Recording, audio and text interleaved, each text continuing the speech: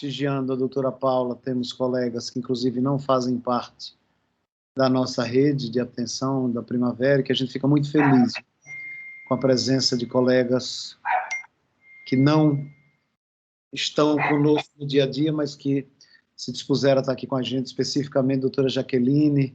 Beijo para você, Jaqueline. Beijo para a doutora Josefa. Rosita, um beijo para você. Sejam todos muito bem-vindos, viu, gente? Pela horário, Paula, a gente costuma normalmente segurar 5 minutos, 8 minutos, Paula, então já temos 8 minutos, até como respeito com as pessoas que estão presentes. Com certeza. Acho que sim, bem a gente começar. Paula, eu queria agradecer muito, viu, Paula, a sua disponibilidade e a sua disposição de estar aqui com a gente, passar para a gente conhecimentos que a gente queira ou não queira, a gente vai agregar no dia a dia da gente. Seja muito bem-vinda, a Rede Primavera te agradece, a Unidade de Saúde Mulher. A gente fica muito feliz com a sua presença no meio da gente, viu, Paula? Seja muito bem-vindo, muito boa apresentação. Eu agradeço. Obrigada, doutor Maurício. Gente, boa noite, meu nome é Paula, eu sou ginecologista obstetra e atualmente, há um ano e um pouquinho, eu sou ginecologista lá da Rede Primavera. Hoje eu trouxe um tema que eu acho bastante relevante, trago como uma revisão e, ao mesmo tempo, uma orientação de algumas atualizações que nem todo mundo tá ciente que aconteceram. E, bem, nosso tema aqui de hoje é aspectos ultrassonográficos nas síndromes ovários policísticos, novas recomendações. A SOP afeta cerca de 6 a 16% das mulheres na menacme e, como nós sabemos, cursa com alterações metabólicas ovarianas, porque é uma síndrome endocrinológica, né? E ela inclui aumento das glândulas, principalmente ovarianas, associado ao crescimento folicular incompleto e amenorreia. Para diagnóstico, usa-se o critério de Rotterdam, que foi modificado recentemente, as recomendações, na verdade, foram modificadas, e tem que ter pelo menos 2 dos seguintes critérios: oligomenorreia, hiperandrogenismo clínico e ou laboratorial, e uma morfologia ovariana, que tende a ser a clínica da SOP, né? Aquele aumento ovariano com aumento dos folículos fugiu a palavra. Com aumento dos folículos na periferia. A ultrassonografia continua sendo um método importante, mas a gente deve levar sempre em consideração a clínica da paciente. Então, não é somente ela que faz o diagnóstico, como atualmente a gente vê, né? Tanto que eu quis trazer exatamente por essa razão, porque eu atendo, e acredito que muitas pessoas também passem por isso, vários pacientes que chegam dizendo, porque eu tenho SOP, eu tenho policisto, eu tenho vários policísticos, e não sabem exatamente explicar como esse diagnóstico foi dado, e muitas trazem o relato de ter sido através de só um ultrassom que se apresentou alterado, predominantemente, principalmente lá na adolescência. Então, a minha ênfase aqui também é nesse sentido. A ultrassonografia é importante, mas ela não é a única que deve ser levada em consideração para ser feito esse diagnóstico. A etiologia permanece não totalmente elucidada ainda, inclui múltiplos fatores, dentre eles causas genéticas, fatores metabólicos pré- e pós-natais, diabetes, resistência insulínica e outras alterações endócrinas hereditárias, e também leva em consideração atividade física, hábitos alimentares e alterações nos mecanismos endócrinos, dentre eles secreção aleatória do GNRH, pulsos anormais do LH e diminuição do FSH. Os contínuos do LH estimulam a hiperatividade das células da teca, levando ao hiperandrogenismo, que é representado principalmente pela testosterona, com a alteração da proporção de conversão em estradiol pelo desequilíbrio na relação FSH-LH. Os folículos são recrutados sem que alcancem os estados maduros.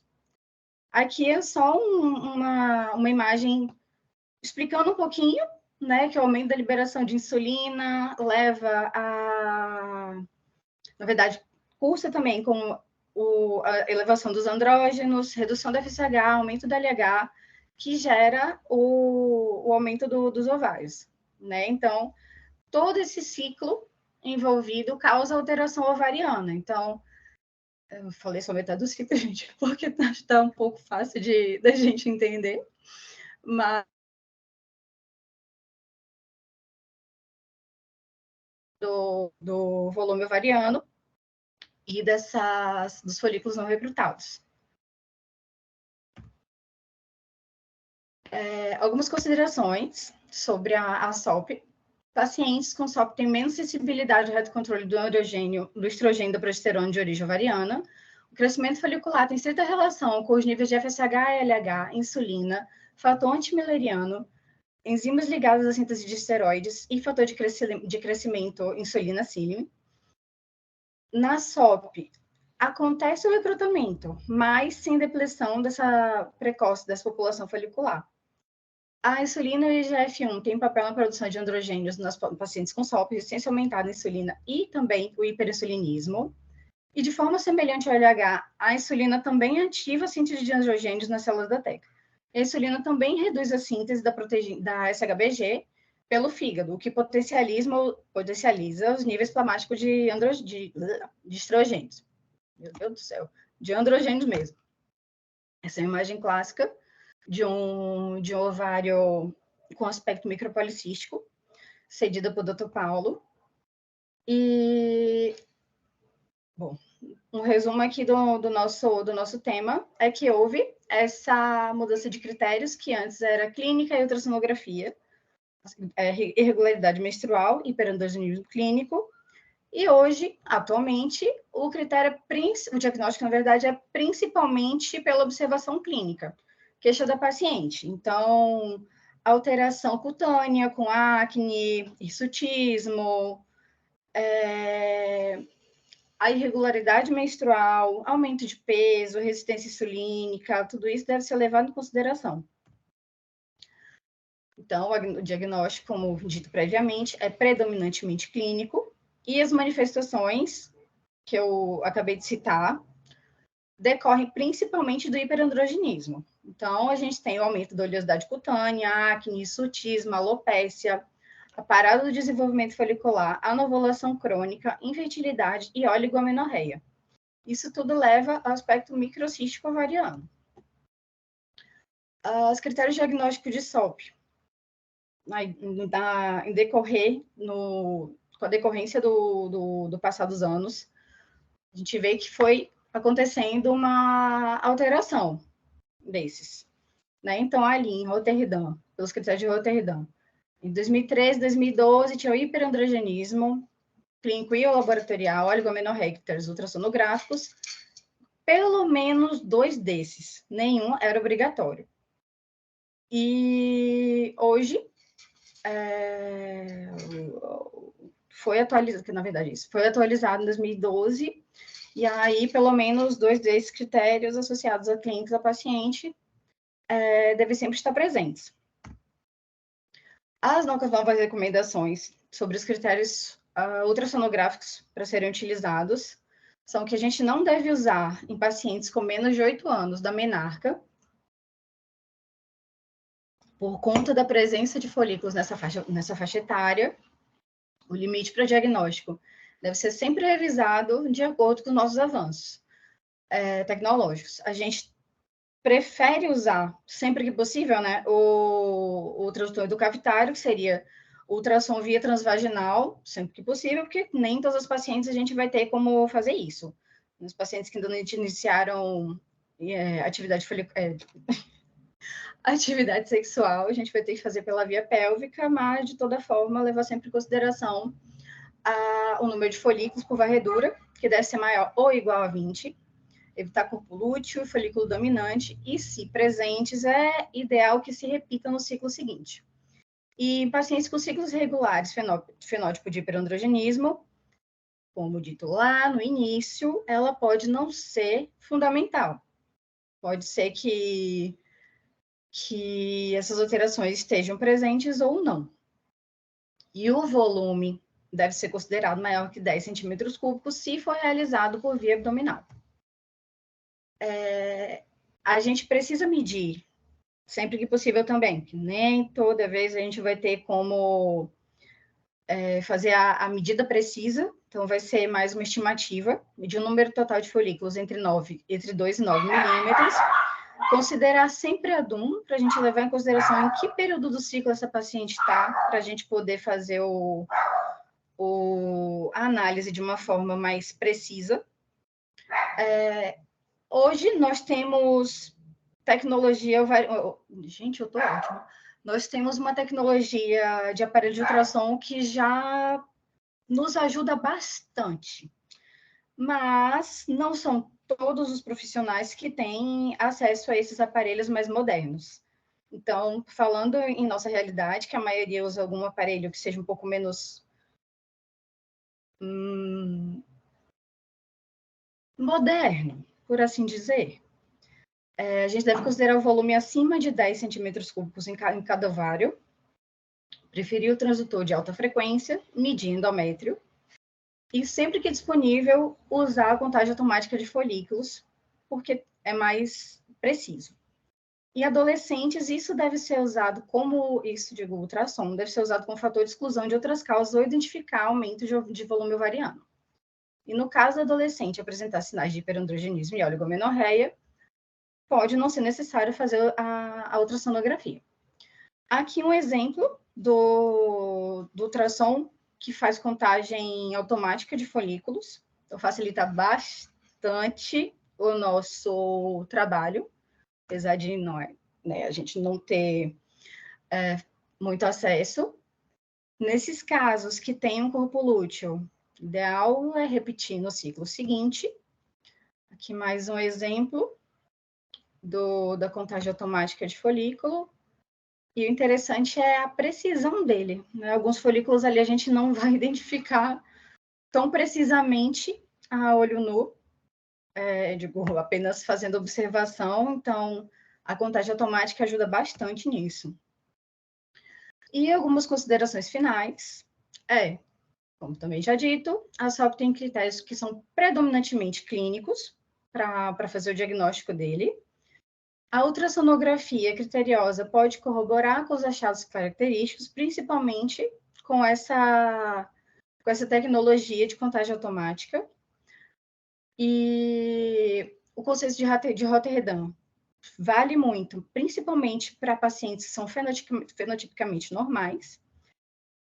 E a ultrassonografia deve ser evitada como fim diagnóstico em adolescentes. Então, a gente deve sempre usar a clínica da paciente com alterações físicas, né? A queixa dela, que muitas vezes é por conta de acne, oleosidade, etc. E também os ciclos irregulares. E era isso.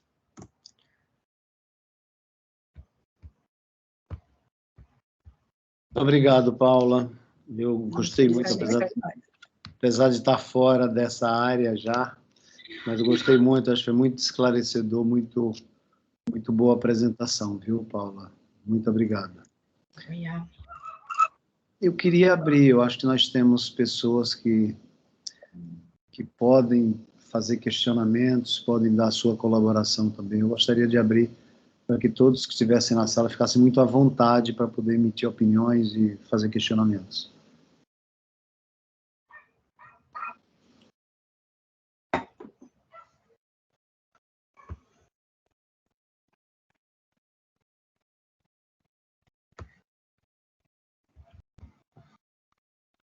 Acho que não há dúvidas. Na verdade, eu trouxe isso como uma revisão mesmo para a gente. E acho que tem algumas informações que ainda são levadas em consideração de uma forma um pouco mais antiga, sabe? Então, por isso que eu quis trazer isso, mesmo que de forma mais básica, porque eu acho realmente um tema bem interessante. Boa noite. Quem fala é Isaac. Tudo bem? Boa noite, Paula. Parabéns pela apresentação. Acho que você falou algo muito relevante aí. Eu acho que quem lida todo dia com ultrassonografia, eu particularmente sou radiologista e trabalho com imagem, eu acho que você falou algumas coisas que são muito importantes aí na questão do síndrome do ovário policístico. O que a gente mais vê hoje em dia, você pode me dizer se você tem a mesma percepção, é o hiperdiagnóstico da síndrome do ovário policístico, baseado, como você mesmo disse, única e exclusivamente no critério ultrassonográfico, né? Exato. Sendo que muitas vezes, inclusive, esse critério ultrassonográfico ele não está satisfeito no exame. Nem o critério ultrassonográfico, muitas vezes, a paciente nem a tem. queixa, A nem a gente, clínica. a gente na radiologia, eu falo radiologia é minha formação, mas na imagenologia de uma forma geral, a gente costuma dizer que um radiologista com uma régua na mão, ele é um radiologista com problemas. Principalmente porque geralmente nesses guidelines, quando se tenta padronizar alguma coisa, e na ovário policístico isso é muito verdade, o que vai dar realmente o diagnóstico está nas entrelinhas. Por exemplo, o critério de mais de 20 folículos ou mais de 10 centímetros cúbicos por ovário é um critério que muitas pacientes têm, inúmeras pacientes no nosso dia a dia têm. E assim, eu acho que as entrelinhas é que fazem muita diferença nesse caso, é a questão da menarca 8 anos, tá? Isso precisa ser satisfeito, esse critério, para que você possa utilizar o critério ultrassonográfico, ou, nesses casos que você não sabe a menarca, pacientes acima dos 20 anos de idade. E, ainda mais do que isso, a ausência de porque os ovários maiores que 10 centímetros cúbicos que a gente mais vê são ovários que têm corpo lúteo ou que têm Exato, folículo dominante. Então, e muitas vezes esses ovários são dados como ovários policísticos. Então, eu acho que essas entrelinhas é que, de fato, fazem a diferença entre o critério ultrassonográfico correto, do ponto de vista satisfeito o critério ultrassonográfico ou não da síndrome em si, porque não depende somente dele, Exato. ou o critério ultrassonográfico que a maioria das pacientes tem e que, na verdade, não corresponde, de fato, à realidade. Então, isso foi muito bem abordado por você. Parabéns pela aula. Obrigada. E um outro ponto, eu acho que é como medir, né? Exato. A gente vê muitas vezes ovários medidos de forma incorreta, em eixos não ortogonais. E é muito fácil você transformar um ovário de 8 em um ovário de 12 centímetros cúbicos, do ponto de vista ultrassonográfico. Quem faz ultrassonografia sabe que isso é muito fácil de se fazer. Depende de como você mede. Então, isso não tem como o leitor posteriormente saber se foi medido de forma correta ou não. Somente o ultrassonografista na hora que está fazendo. Então, enfim, parabéns pela aula e uma excelente revisão. Obrigada. Mas foi muito por isso, Isaac, que eu quis trazer o tema, sabe? Porque como ginecologista, eu faço ultrassom também, e como ginecologista eu recebo muita paciente que, vamos dizer, tem lá seus 15, 16 anos e já tem esse diagnóstico de SOP há algum tempo. E aí, quando a gente vai fazer o exame, não tem aquele aspecto de ovário de mulher que ovula, né? De uma mulher na menacme, não tem realmente esse aspecto de ovário com micropolicistose. Então, para você desconstruir isso, às vezes é um pouco difícil. De olhar para a paciente e falar, não, meu amor, tá tudo certo, não tem nada. E a paciente realmente não tem uma clínica que sirva de embasamento para a gente também crer que a alteração ovariana é em decorrência disso, sabe? Então, eu imagino que você certamente faz muito mais exames do que eu como rádio, então foi nisso mesmo que eu quis trazer para quem não tem também tanto acesso a isso, ver de uma outra forma, né? Que não vai ser só aquele exame X que a gente não sabe o período do ciclo que foi feito, como foi feito, o que foi levado em consideração para ela ter esse diagnóstico, que às vezes é levado praticamente vida fora, né? Perfeito. Obrigado, Isaac. Obrigado, Paula. Deixa eu fazer uma pergunta aqui, meio que leiga.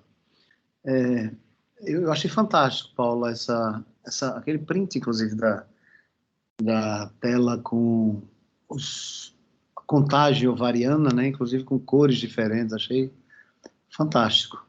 Muito legal, né? Legal. Agora, no dia a dia, como é que se conta 20 folículos, 20 cistinhos no ovário com 10 centímetros cúbicos? Por Conta. exemplo, o aparelho que eu trabalho atualmente não tem essa tecnologia de contagem, então você basicamente vai fazer o corte, os cortes dos ovários e fazer uma análise estimada. No fim das contas, a gente vai ver Aproximada, né? Você vai ver ali, aqui tem 10, 12, deve ter 20. Vira ali do outro lado, tem mais um pouco. Grosseiramente falando, vai ser mais dessa forma para quem não consta, não tem exame que conte com essa tecnologia. Maravilha. Veja, eu acho que a maioria das vezes, sabe, Maurício, também tem uma questão que, para a síndrome do ovário policístico, para a satisfação do critério da síndrome do ovário policístico ultrassonográfico, embora seja esteticamente muito bonito ter a contagem automática, ela acaba sendo desnecessária. Porque aquele ovário que tem 30 folículos, que é a maioria deles, entendeu? Dos ovários que preenchem critério, você não vai ter dúvida disso, entendeu? Você vai escolher um eixo e vai contando um por um, né? Isso, mas você não vai ter dúvida, você não vai ficar em dúvida entre 18 e 22, entende? Eu acho que a contagem automática ela acaba sendo muito mais útil na paciente que faz contagem de folículos para fins de reprodução assistida, entendeu? E porque nesses casos a contagem ela é mais, não tem um ponto de corte bem estabelecido, você precisa dar um número exato, e nesses casos a contagem automática facilita muito e economiza muito tempo do radiologista, fora que esteticamente o laudo fica mais bonito porque você mostra, você conta e você mostra que de fato tem aquilo, entende? Mas na prática ele não sei, não sei se a Paula concorda comigo, a maioria das vezes você não vai ter muita dúvida quando você pega um ovário de fato com morfologia. Ele é bem característico, né? No ultrassom. Maravilha, Isaac. O meu questionamento é exatamente em cima disso, né? Será que não está havendo aí, já que eu quero agora determinar, estou falando obviamente no sentido figurado, mas eu quero determinar agora que tem que ter 20.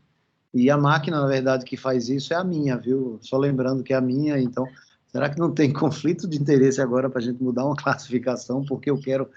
eu acho que não. Questionando, estou só jogando lá. O outro lado que eu imagino que seja muito difícil para um clínico, sabe? Eu absolutamente concordo com Paula quando você falou, concordo com você, Isaac, quando você falou do diagnóstico ter muito mais uma conotação com um viés clínico, né?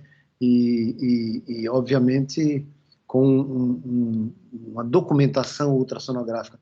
Mas eu fico imaginando, Paulo, e eu entendo o que você falou e eu absolutamente concordo, que o diagnóstico sendo clínico, então às vezes abre-se mão até de um diagnóstico ultrassonográfico, mas eu imagino que para um ginecologista no seu consultório, ele deva ser muito questionado, muito pressionado pela filha, pela mãe.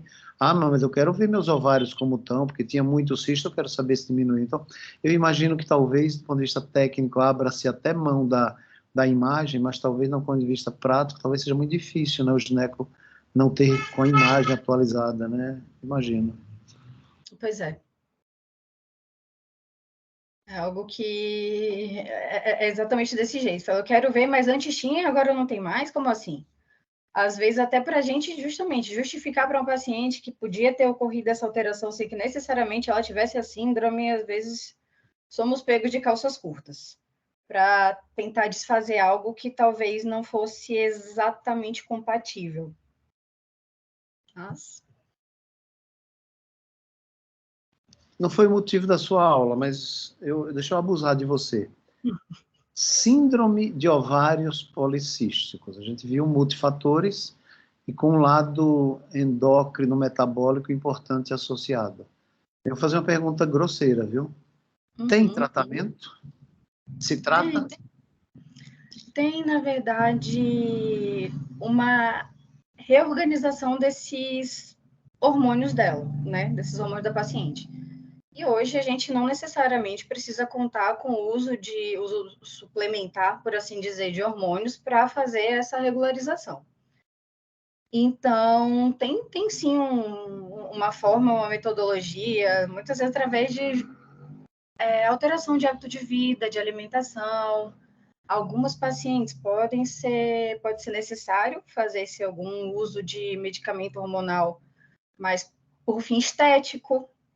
Hoje, tanto que eu acho que você deve ter uma ideia disso também, muitas empresas farmacêuticas, quando vêm fazer a propaganda para a gente, é porque melhora a pele, não mexe na libido. Então, a propaganda deles é muito focada nisso.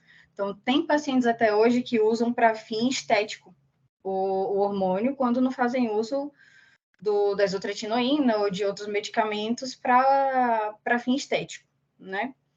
E aí a gente tem, sim, como fazer essa regulação hormonal para melhorar a qualidade de vida do paciente e trazer novamente os ciclos ovulatórios para aquelas que desejam ter filhos e etc. Mas, sim. Então, só complementando, então, faz-se um controle, mas em tese, se eu suspendo tudo que eu estou fazendo, teoricamente, volta-se para o estágio inicial, é mais ou menos isso.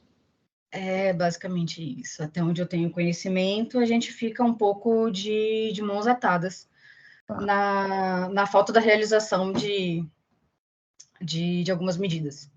Perfeito. Obrigado, Paulo.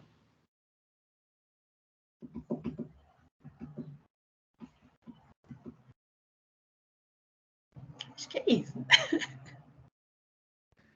Eu queria ouvir outras pessoas, gente. Tem mais alguém que quer fazer algum comentário, alguma observação?